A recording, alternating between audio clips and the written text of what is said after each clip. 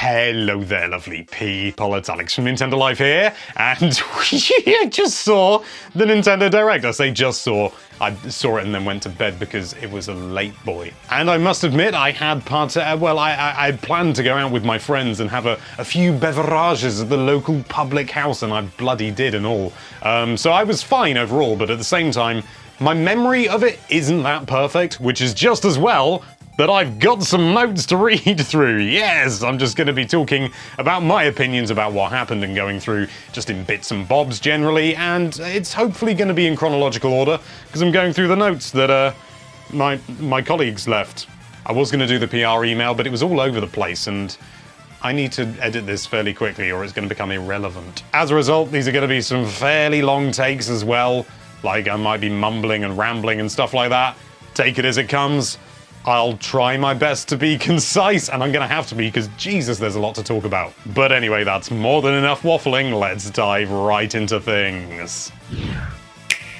First of all, the worst kept secret in, well, for a long time, Overwatch is coming to Switch. It's like Overwatch, it doesn't say. It's like Definitive Edition or something, or like Legendary Edition. It's like, it's all the stuff in Overwatch coming to Switch.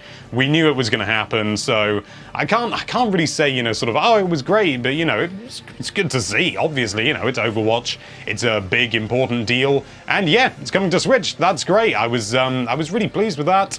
But yeah, I mean, it was kind of hard to get really excited over it because we already knew, because people can be people and they leak things. But I don't see anything to complain about regarding Overwatch except the fact that the physical game that you can buy is just a download code, which I think is... But let's move on to the next thing because I've got too much to talk about. So Luigi's Mansion 3! We saw some brand new gubbins, including things like, what was it, the 8-player mode, the party mode, Scream Park? That looked really interesting. We also saw some new floors and things like that. Just generally more Luigi's Mansion 3 goodness. I'm loving it more every single time I see it, because it's bloomin' Luigi's Mansion 3, and I don't know why. When it was first released, I was like, oh, that's cool, but it looked a bit sort of meh.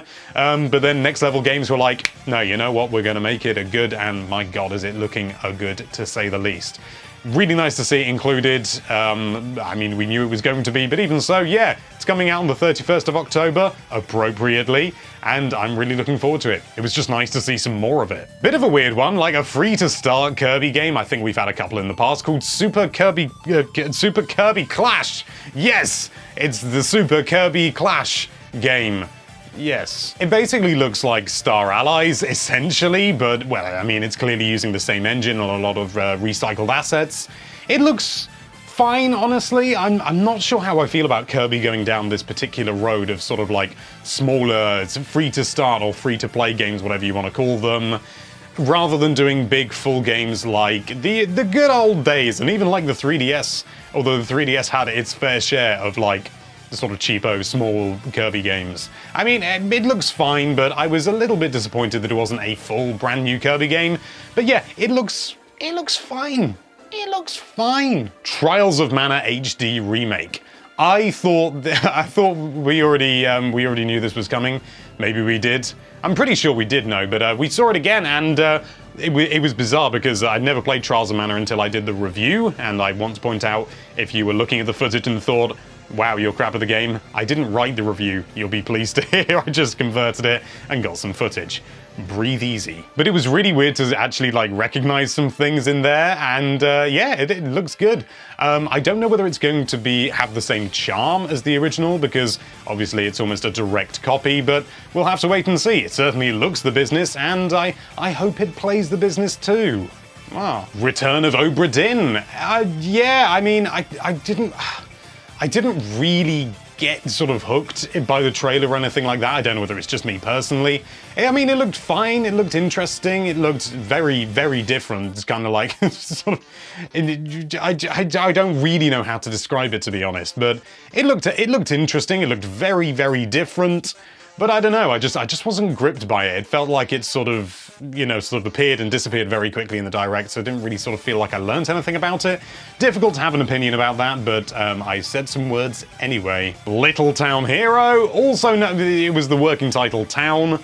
it's been ages since we've seen anything about it, and then we saw some more stuff, and to be honest, it didn't really sort of shed any real new light for me, because all the things that it was showing, I'd kind of garnered from the original, like, teaser, back when it was just a working title. But it looks interesting. It looks like it's launching really soon. When is it launching? The 16th of October. That is like just round the corner. We hear nothing, and then they just throw it out. I'm a little bit worried by that, to be honest, because why isn't there more build-up? Why hasn't there been more hype? Have there been issues? Or is it, you know, kind of maybe a smaller game than we anticipated? I don't know, I'm just a little bit concerned. It looks like it's gonna be fine, but I don't know. Why didn't we hear more about it?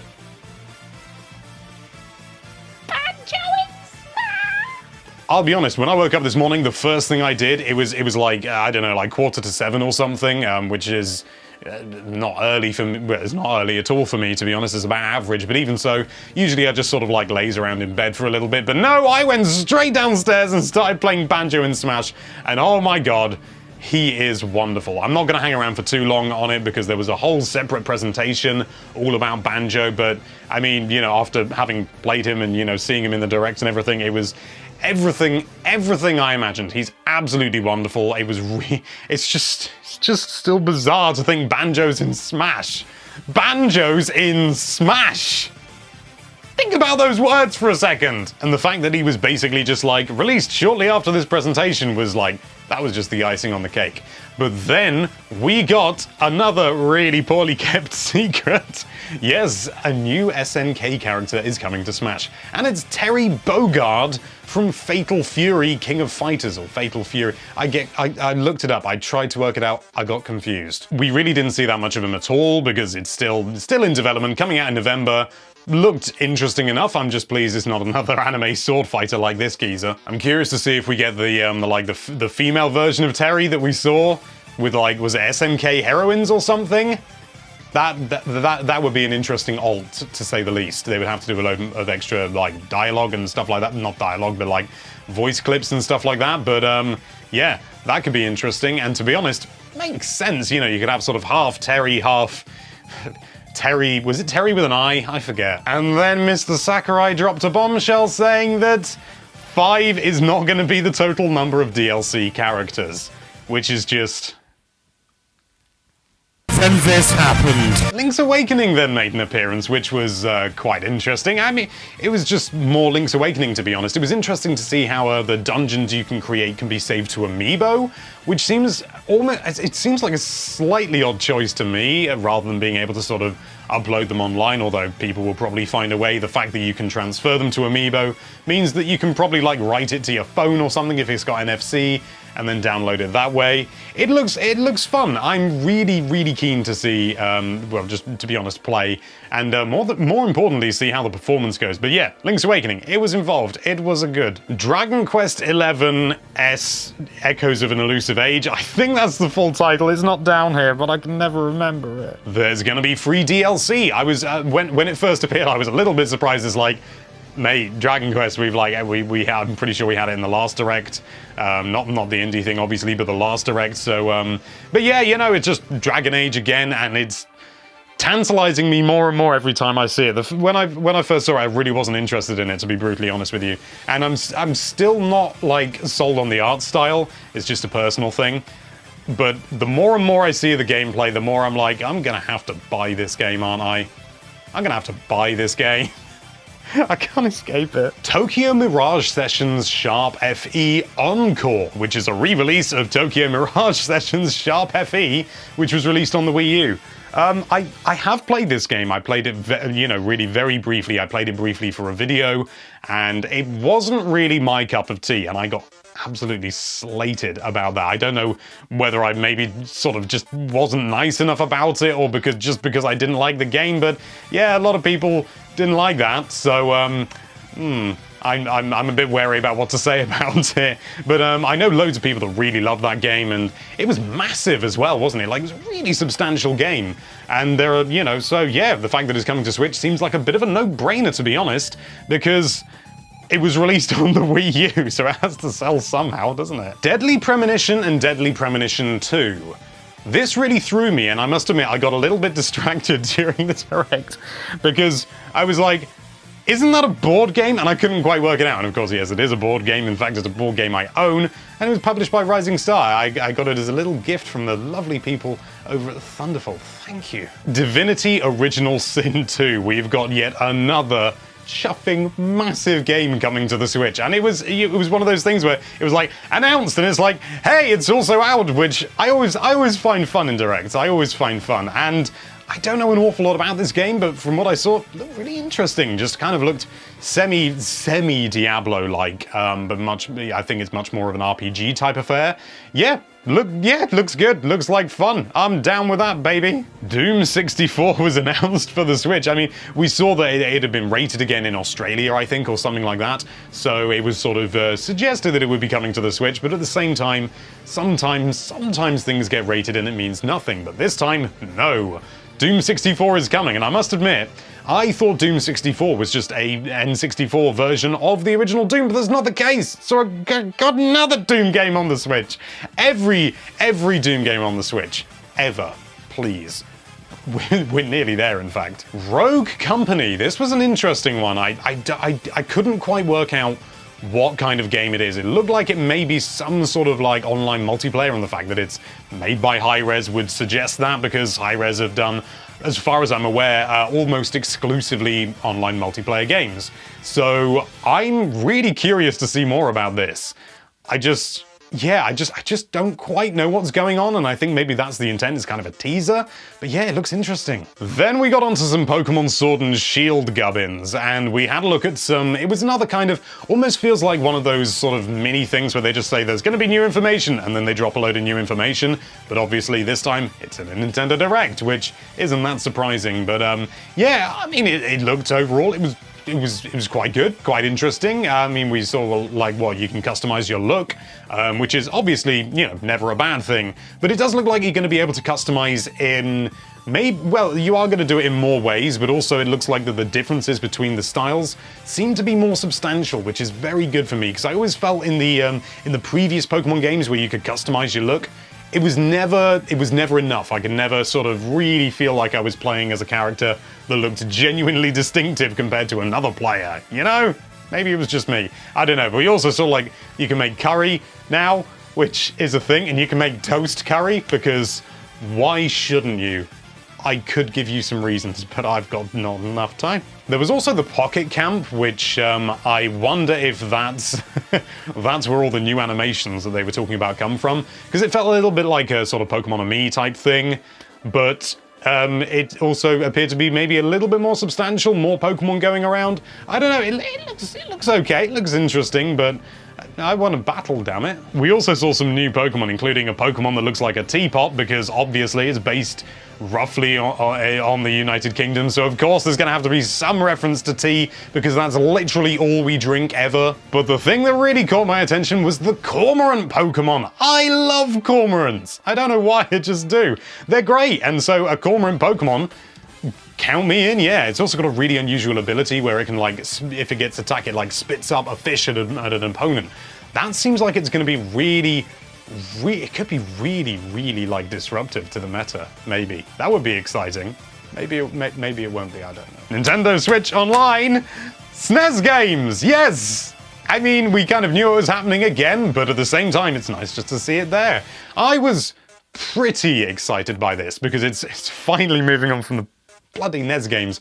But at the same time, I'm still hankering for something more like the N64, but it does kind of look like they are going through the different things, the different consoles, all of them, hopefully. I mean, probably not all of them, but, you know, it looks like we're going to be getting sort of more, like maybe once a year they change it up, and they do next year they're going to do the N64, and then the year after the GameCube, and the Switch will be redundant.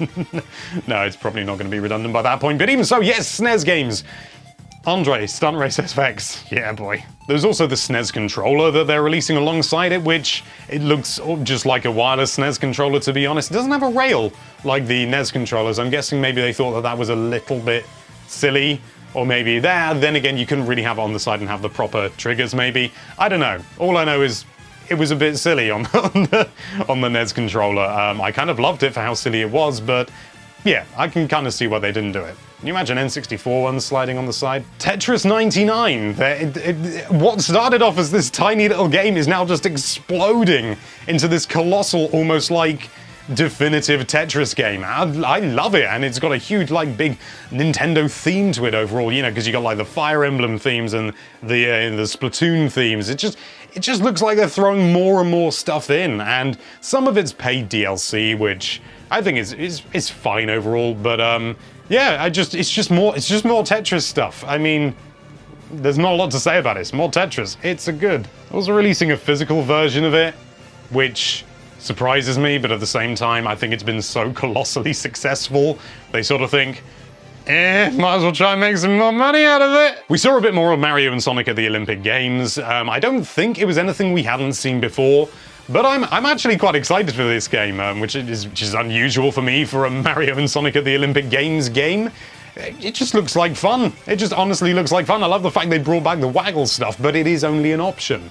Just looks like a good fun game, you know. It's kind of like a Wii game, but on the Switch. Demon X Machina got a prologue demo that's out now. Like, it was released like during the Direct, I think. I'm still not 100% sure about Demon X Machina, I'll be honest.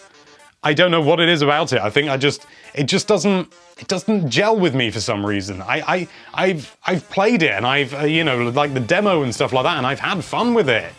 But I sort of put it down, and then I never think about it again. I honestly couldn't tell you why. Hopefully the full game will be different, but right now, I just sort of feel like it's gonna come, go, and people will forget about it, which is a shame.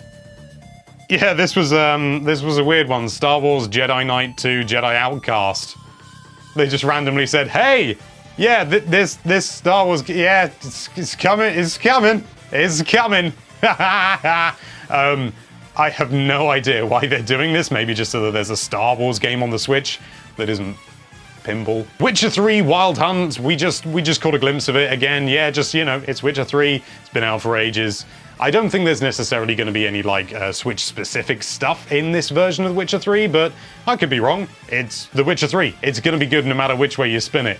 It was just nice to see it represented again. Nice. Someone's written on here, Ass Creed. Ass Creed. Assassin's Creed Rebel Collection. Now this is Black Flag and another one. They haven't written it down here. It's Assassin's Creed Rogue. Okay, so it's Rogue and Black Flag coming to the Switch. Now, I've never played Rogue. I have absolutely no idea whether it's any good or not, but Black Flag, oh lordy, I love me some Black Flag. I played that on the Wii U. No, just an enormous amount, really, you know, considering that it was just, you know, it was just an Assassin's Creed game. But the fact that you had the boats and everything, which I know were in the third one, but it just seemed to be more fun.